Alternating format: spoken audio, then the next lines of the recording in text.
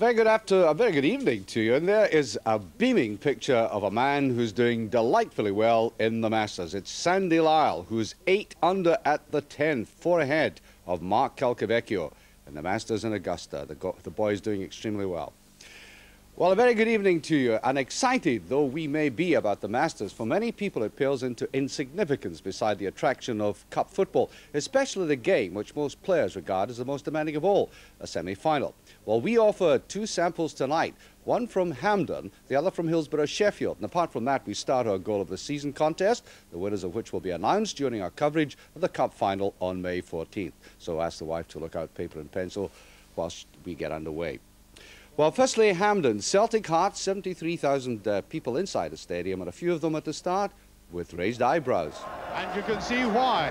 Celtic have been playing 3 centre-backs recently, but young Lex Bailey is relegated, if I could use that word, to the subs bench, at least for this particular occasion.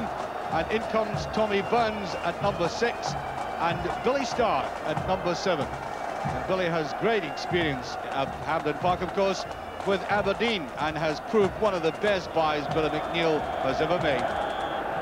Sonia yet so far. I suppose that's the motto for this club in recent years. Beaten in the semi-final last year, and in the season prior to that, beaten in the final by Aberdeen. One of the mainstays of the side, Davy McPherson. McPherson saw a lot of glory last season, in different colours of course, and he's helped pay back Hearts handsomely for the amount of money they paid Rangers, and I think he will be vital in the air today. There's Kenny Hope, the referee. I was speaking to him recently, and he said one of the most important elements of refereeing is an extra law called common sense. And so see all of us. The pitch is in really good nick at Hampden Park. There can't be any complaints about this. Everybody has been talking about a classic of a semi-final. I think the players realise how well they've been built up for this. Sometimes it can provide an anticlimax, but I've got a feeling in my bones that it won't be. Touch there by Rogan, pushing from the back. Gary Mackay to take this. I suspect we'll see a lot of Gary in this game this afternoon. Almost brilliantly saved by Bonner. Watch the way. This is very awkward for the goalkeeper. Right behind the Celtic defence. There was no offside. Look at the way he beat that down and followed it up. Tommy Burns. Oh, the elegant touch, free kick.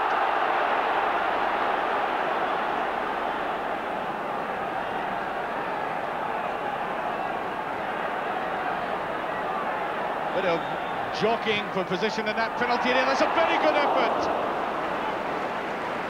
It was Rogan going to the far post, and that really bothered the Hearts defence. There he is, Northern Ireland international, getting right across here, and you can see the goalkeeper had hesitated.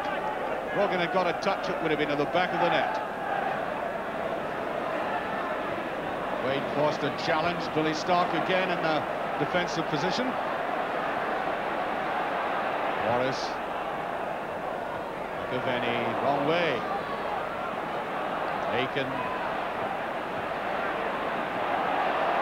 Oh, brilliant play by McStay. Superb. And Walker mocked that. Outstanding control and vision from Paul McStay there. He really was hampered in midfield. And look at the way he managed to wriggle out of it, keeping his balance, eyeing the ball. Superb. Very obvious ball. Nice touch by Burns again. It's been taken by Berry. Galloway with the touch. No support inside though.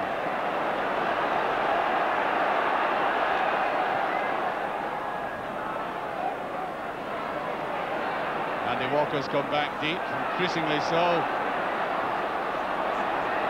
So Walker and Burns just a bit late.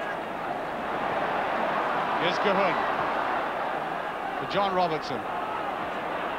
Oh, good tackling by White. McStay, superb turns.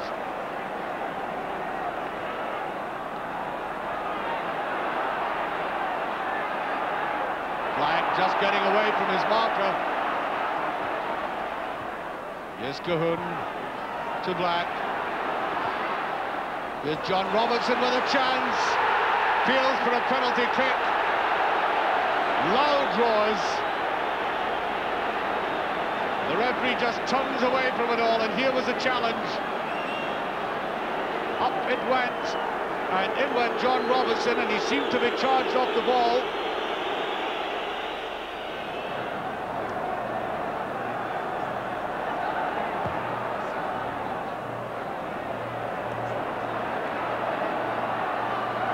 There's Morris.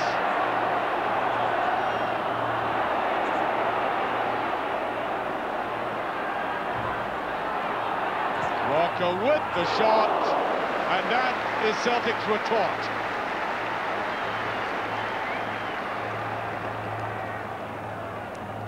Well, coming back from that Hearts pressure, Andy Walker showing his style.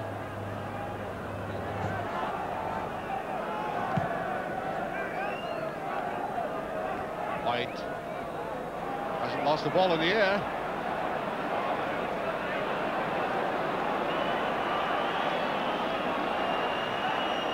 Stay wisely holding on to it to try and allow others to run off the markers, get some space,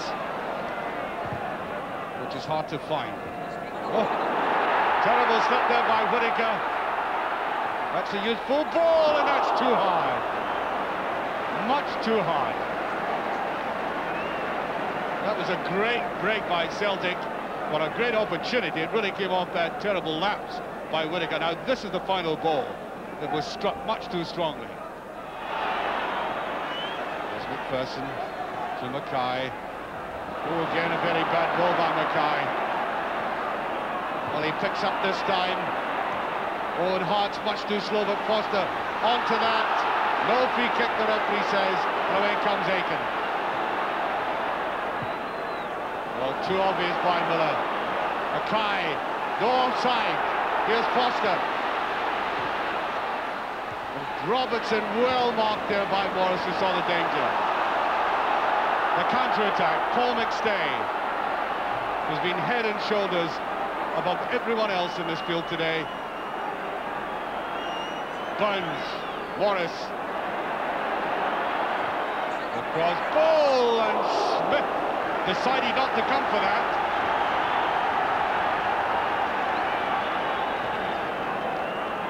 Watch the Hearts defence. That was the ball that perhaps Smith might have wanted to come out for, but McPherson was there again. Miller to take this.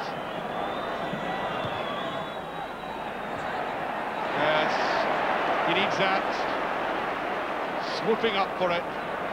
And we're a minute into stoppage time.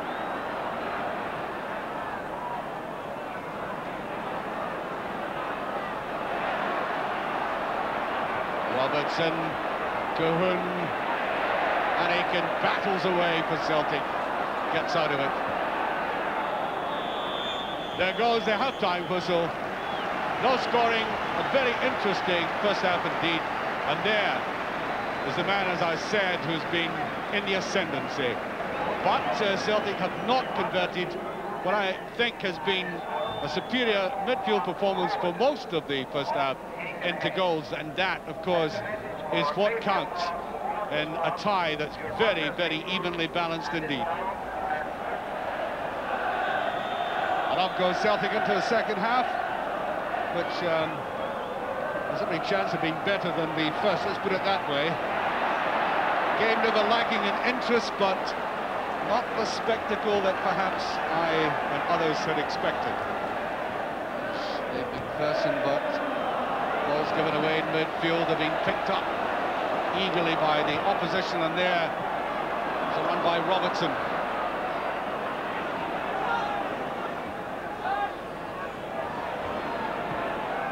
McPherson deciding to come forward and has been pulled out of position, and Celtic will try and exploit this surely. Lovely ball forward. Walker, and there's a deflection. Corner kick. And as soon as Dave McPherson had been drawn out of position, Celtic very intelligently trying to probe right through the middle. his series of 1-2s.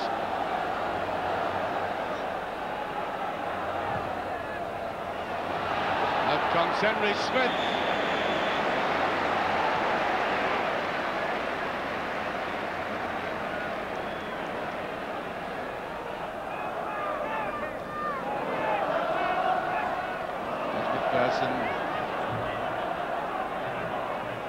And again, but drawn out, beautiful probe again.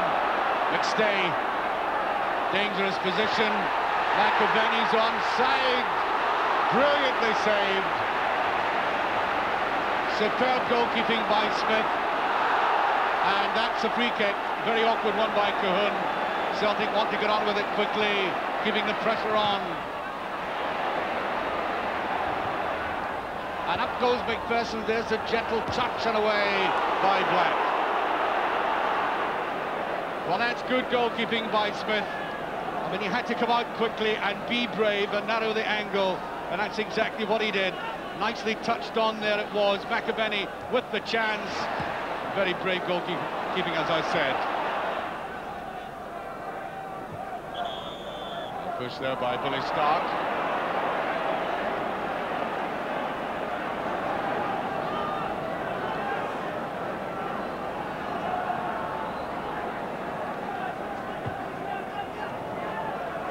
Tries to go up here, John Robertson in, and touched away by Tommy Burns. And the familiar side, by now familiar side, I may say, of Galloway getting high up and just touching it and glancing it every time he's in that situation, giving Robertson the opportunity to get in behind the defence. There he is again for this corner. Pearson and Roy Aitken happy to concede another.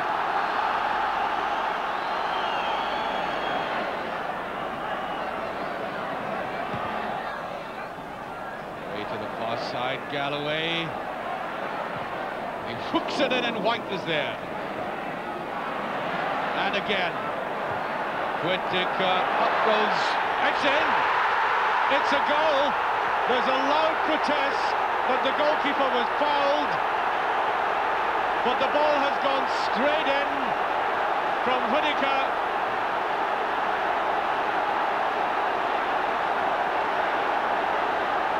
1-0 for Hearts. 15 minutes of the second half gone, and this is how it came about. Galloway's there.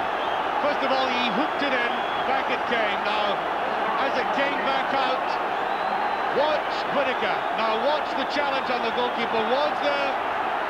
It went straight in, and Hearts are in the lead.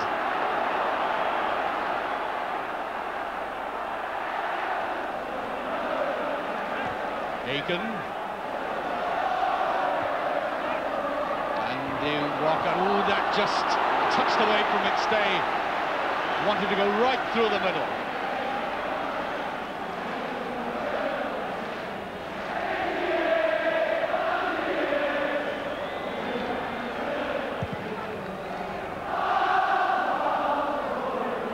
Very quiet. Celtic have been winning most of these balls going right through the middle. Aitken to Morris,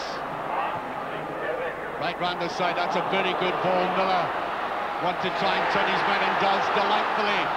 McAvenny, Miller, and offside, and McAvenny seemed to spurn that opportunity late on. As the ball was put back, Miller was found in that offside position, and I think we're about to have the Celtic substitution with Mark McGee coming on.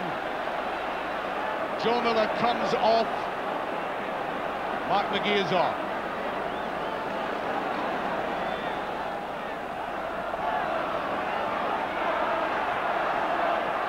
Celtic stung by that goal.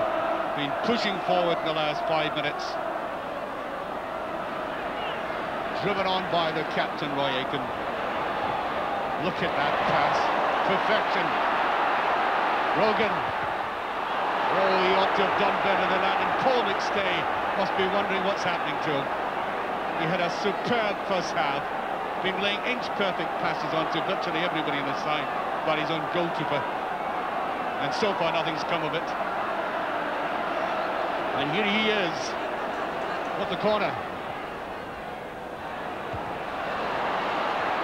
Very stark. White is there. A little more freedom for Paul McStay on the left. Buns.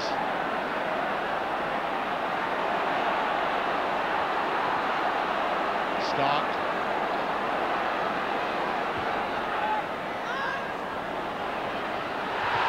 South for a penalty. Ball goes right over.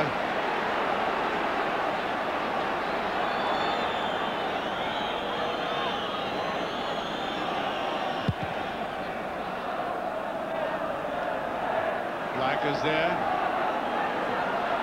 Seem to fall back the way Paul McStay. This is McGee, that's a great ball in. Berry is in. Oh, what a miss. Oh, well, I said earlier, what is Paul McStay going to do to get anything out of this game? It was marvellous play. Anytime. Now look at the way he expertly shields the ball here. Lays it right on. And Andy Walker at the far side could hardly believe it.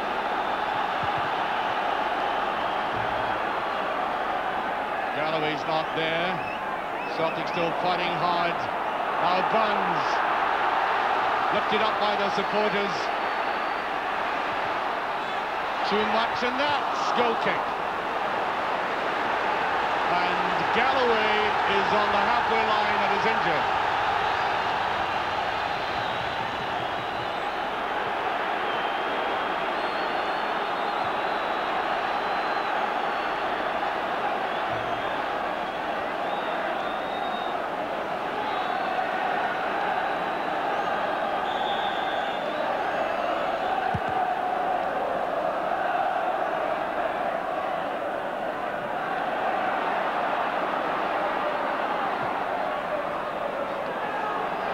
McPherson drifting right in behind it. McStay again, trying to find room for the shot. That's McGee.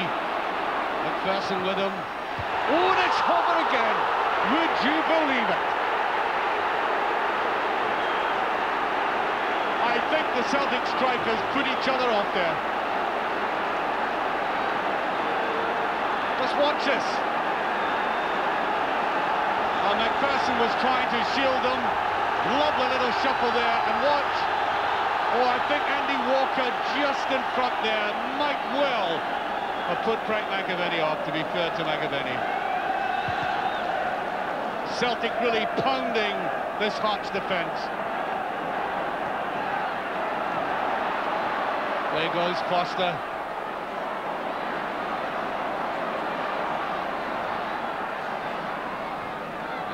Just getting away, now Mackay. There's Murray. Gently driven in, and I think that could have been played square to Black. It was a good shooting position. Neil Berry. Oh, just hooked away anywhere by Robertson.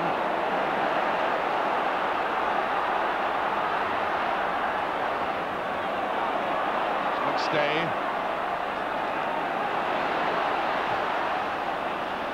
Got out well by Berry. Doesn't have much support though, not many players forward.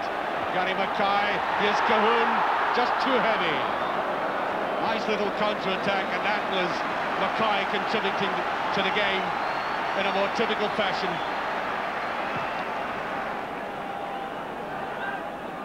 Black. There's plenty time to bring it down. It's McAvenny. And I think we're having a substitution.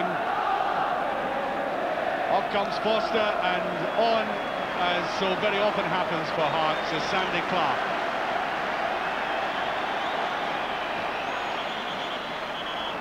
I think the referee wants that taken all over again. Now what Clark is good at, apart from getting up front, is coming back and using his defensive power in the air in the penalty area. James Clark. Good tackling again by White. Great game for Celtic.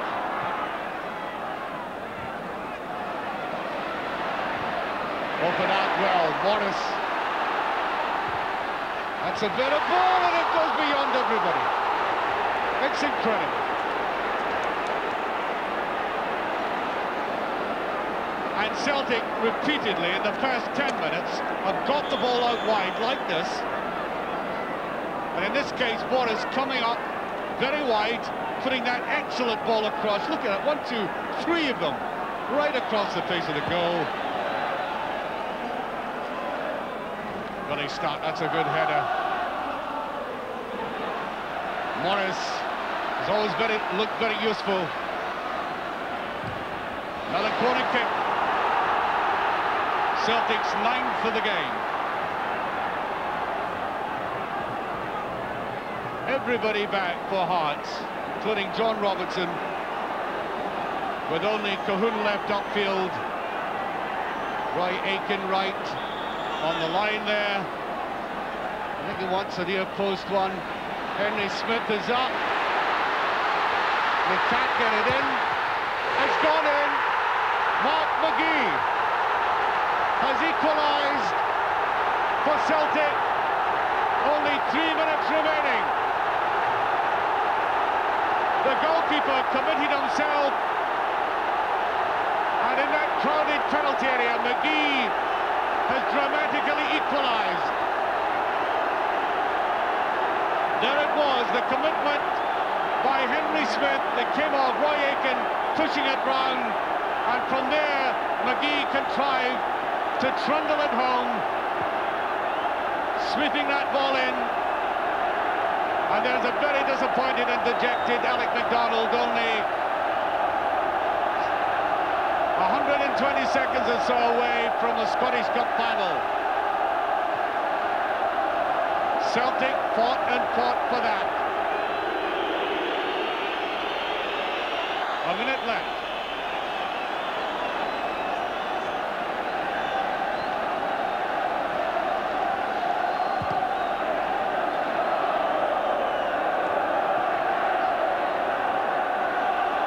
Celtic again, White.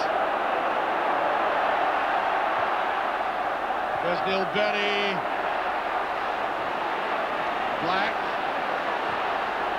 Back to Smith.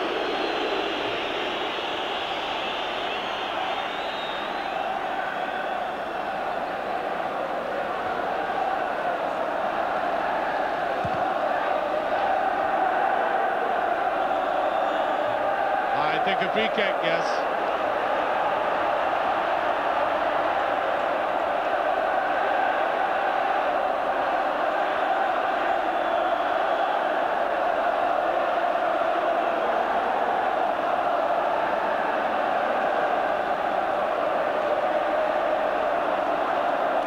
Booking there for John Robertson for kicking the ball away.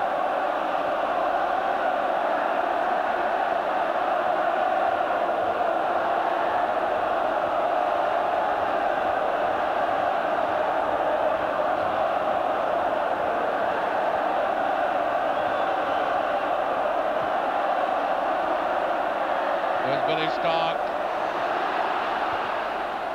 Corner kick does save.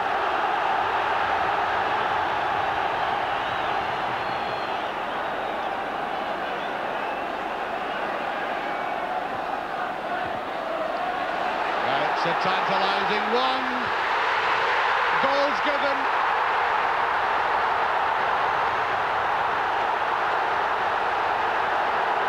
Walker is getting the congratulations.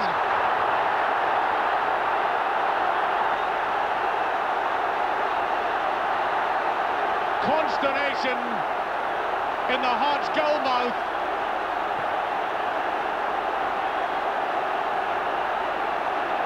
There's McAvenny, high, inviting ball. Up they went and crashed into the net.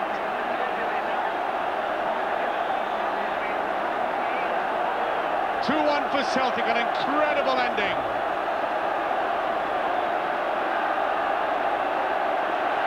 Celtic pounding away again. Rogan.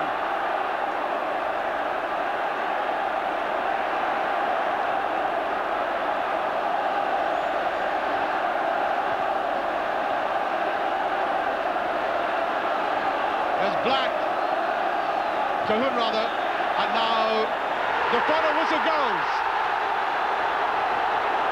A dramatic win for Celtic. An amazing ending to this game.